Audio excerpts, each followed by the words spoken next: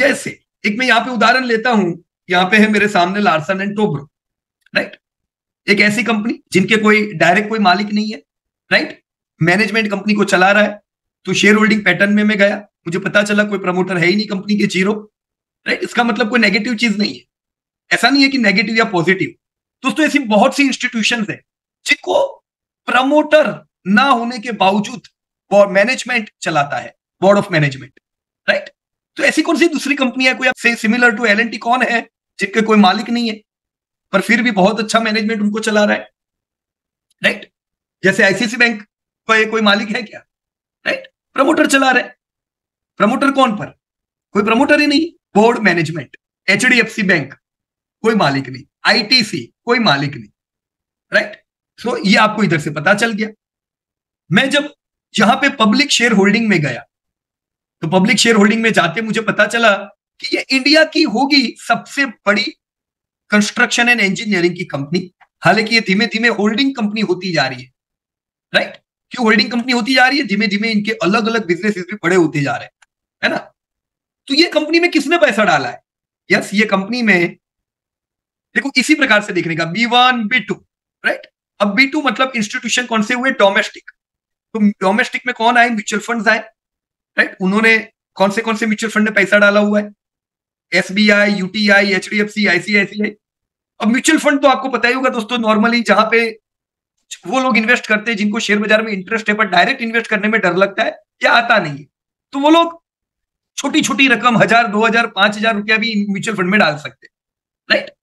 छोटी छोटी एसआईपी कर सकते हैं। तो म्यूचुअल फंड एक रिटेल इन्वेस्टर के लिए एक अच्छा जरिया हुआ जहां पे मैं थोड़ा थोड़ा पैसा करके इन्वेस्ट कर सकता हूं और ये म्यूचुअल फंड उसको मैनेज करेगा।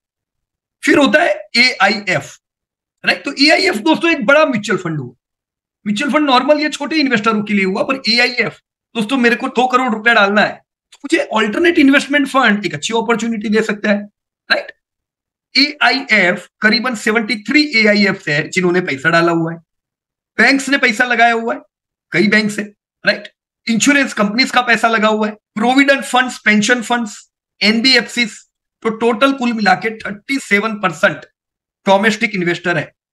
सोचो एक ऐसी कंपनी जो इंडिया की सबसे बड़ी है उसमें 100 में से 37.3% बड़े बड़े इंस्टीट्यूशन माल लेके बैठे हुए, ऑलराइट। एलआईसी का 11% हिस्सा है यहाँ पे, बहुत अच्छी बात है ना। फिर आता है ये B3, राइट। B2 खत्म हो गया institutions, now here is B3 foreign, right. उसमें कौन आएंगे, एक फॉरेन पोर्टफोलियो इन्वेस्टर, आप जिनको एफआईआई बोलते हो।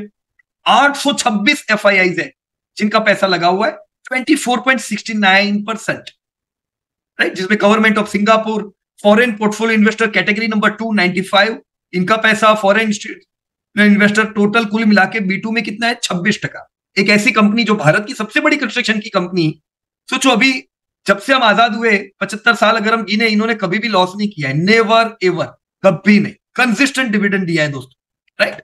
तो वहां पे इन्वेस्टर भी कैसे वैसे ही है, तगड़े एकदम, राइट।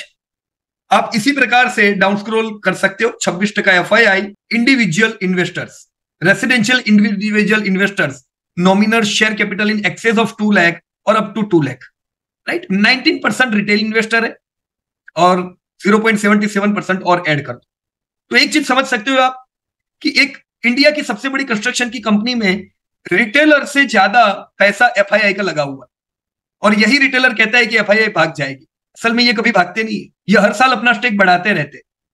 इनको पता है आज ये कंपनी 2.5 लाख करोड़ का टर्नओवर करती है, कल 5 लाख करोड़ पहुंचेगी, मेरा 25 का स्टेक 28 हो जाना चाहिए। तो ये बुरे समय पे आके ऐड करती, राइट। और रिटेलर क्या सोचते हैं, नहीं शेयर बहुत चल गया है अभी बेचो इधर से। तो ऐसे में क्या होता है कि अच्छा माल पूरा ये बड़े इन्वेस्टर्स के पास चला जाता है, right. You can check all this thing. ये हमने एक अच्छी कंपनी का डेटा देखा, मैं एलएनटी ले रहा हूं, मुझे पता चला अच्छा मेरे पास, मेरे साथ म्यूचुअल फंड्स है, मेरे साथ एफआईआई है, मतलब नॉलेजेबल इन्वेस्टर सब है।